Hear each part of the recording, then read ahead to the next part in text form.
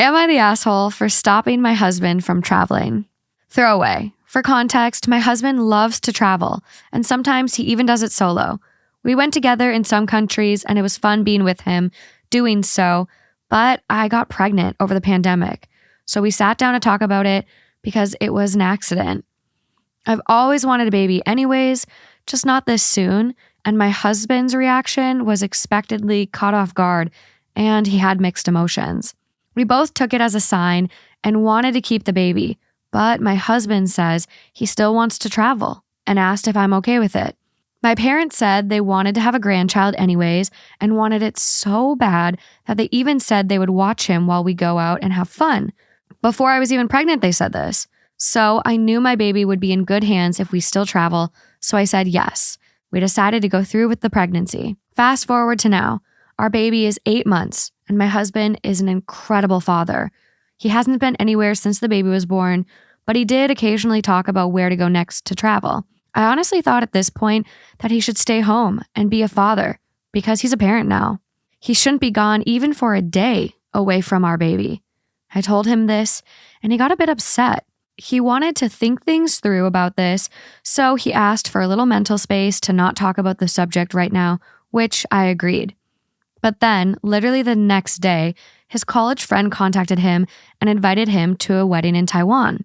He told me this and said his friend was the one who helped him go through a lot in his college years and at least give him maybe 4 or 5 days to visit there.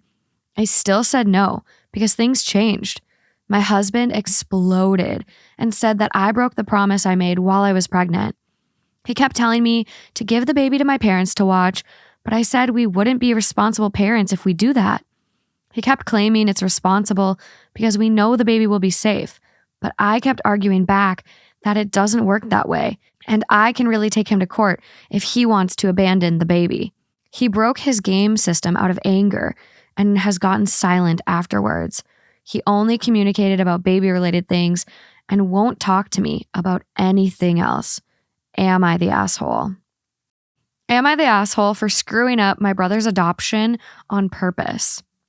My brother, 32 male, and his wife, 34 female, have fertility issues and chose adoption. Our family is very wealthy, so they went the route of finding mothers directly. The way my brother describes it, they are trading support during the pregnancy for the baby at the end. They found a very sweet woman, Sarah, 19 female, who is very poor. Sister-in-law messaged her from a post Sarah made on a Buy Nothing group asking for prenatal vitamins. After several meetups, Sarah agreed that she has very few options. She signed paperwork that allows my brother and sister-in-law to pay for and attend her appointments throughout the pregnancy. Another form of support they offered her was talking to me because I went through a teen pregnancy at 17. I'm now 24 and my son is 7. When I first met her, she was amazed that I'd managed to keep my son. We've continued to meet up over the last 3 months and have gotten close. About 2 weeks ago, I was hanging out with Sarah after one of her appointments. She was quiet and sad. After some prompting, she told me she was devastated that she couldn't raise her son like I could. She said it was painful to have my brother and sister-in-law in the room discussing her son's future. Here's where I screwed up. I felt awful that Sarah felt trapped into giving up her baby. I never had to consider giving up my son.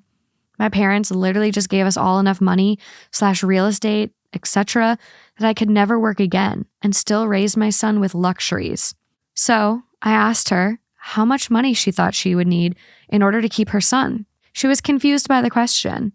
I told her that her son was her first son and I would help her keep him if she actually wanted to. She seemed shocked and left the restaurant without saying much. 3 days ago, she told me she had done the math and she sent me a thorough spreadsheet, including medical care, rent, and food during her recovery, which she only allowed herself 3 weeks for, and very limited baby supplies.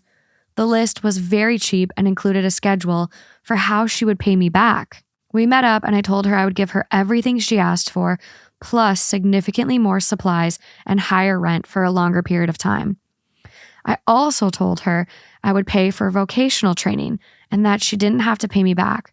She was floored and accepted everything except for insisting on a schedule for repayment, which I don't plan on enforcing.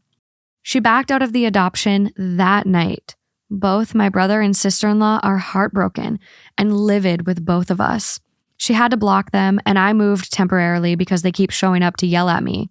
I know I went out of my way to stop their adoption, and I feel awful that I hurt them, but I couldn't watch it happen knowing all Sarah needed to keep her son was the small amount of money I could easily give her.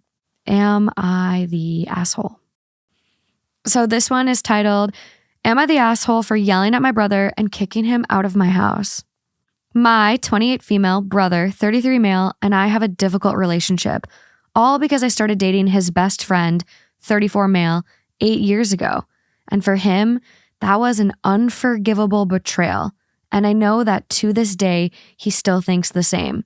That's why our relationship is almost non-existent even now. I apologized thousands of times for falling in love with his best friend and for not having been able to fall in love with someone else, but he never forgave me. We only see each other at family parties, and that's it. He didn't attend our wedding and didn't want to meet our children, 6 female, 4 female, 2 female, when they were born either, so you can imagine how much he hates me. A few days ago, we celebrated our mom's, 62 females, birthday at my house because hers was being renovated. Well, my mom begged him to come because she is sick and she doesn't know if she will be able to celebrate her birthday with us next year.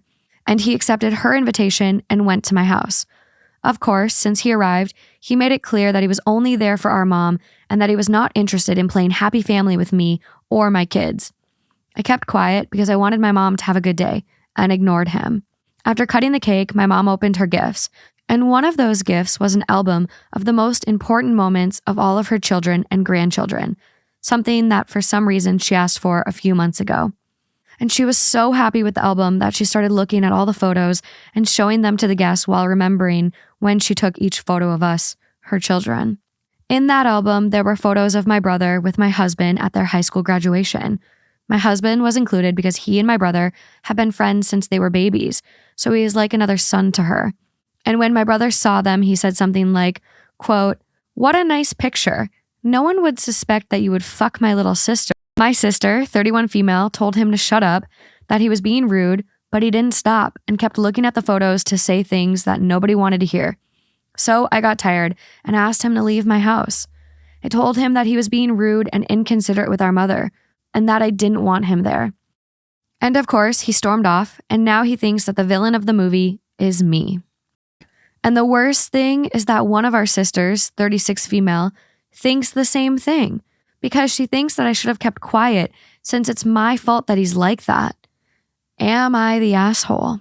Am I wrong for pretending not to recognize my parents when they try to reconnect? I was raised mostly by my uncle and aunt. My older sister developed a serious illness when I was 6, and my parents decided that they couldn't care for both of us, I guess. So they kind of unceremoniously dumped me at my grandparents and my uncle took me in. Like, didn't even explain to me what was going on. Just, you're going to visit Gran for a while and never picked me back up. My grandparents and uncle explained it later, and they were pretty livid at my parents. I've seen my parents maybe 5 times since then, and not at all for the last 9 years. I decided to stop having contact with them when I was 12, and since I was the only one reaching out, all communication broke down. It turned out okay. I love my aunt and uncle, and it turns out that they can have kids, so they've always said I'm their miracle child. I was just misrouted by the stork at first. I was formally adopted by them when I turned 18. I wish it had been earlier, but there was some red tape things that would have made that really expensive and difficult. I'm 21 now. I'm blown away by the fact that your parents literally gave up their 6-year-old child. I don't have words for that. I don't know how to explain. What the fudge? My sister passed away between Thanksgiving and Christmas, and I made a trip back from school for the funeral, but I stayed in the back and left before my bio parents could talk to me. They called my uncle to try to talk to me, but I said I didn't want to, so he told them that I wasn't available at the moment. They finally caught up to me over Christmas when I went to midnight mass with my grandma and approached me and tried to give me a hug. I did recognize them, but I pretended not to and just backed off and said, "Sorry, do I know you?" They said, "We're your parents." And I said, "My parents are at home," and went and sat down with my grandma. They sat behind us and I could feel the stare. And on the way out, they were like, "You really don't recognize us?" And I said, "Oh, are you my dad's brother? I think I remember you from when I was little." My grandma thinks they deserved it, trying to come back to me like nothing happened. But they wrote me a long letter about how hurt they were and that I should understand that they were trying to do the right thing and how they'll always be my parents and I can't change that. Well, legally, you did. So there's that. Other family members think I was too harsh as they're grieving, but I don't think they should get a pass just because they remembered me now that my sister is gone. They are 100% remembering you now that your sister is gone.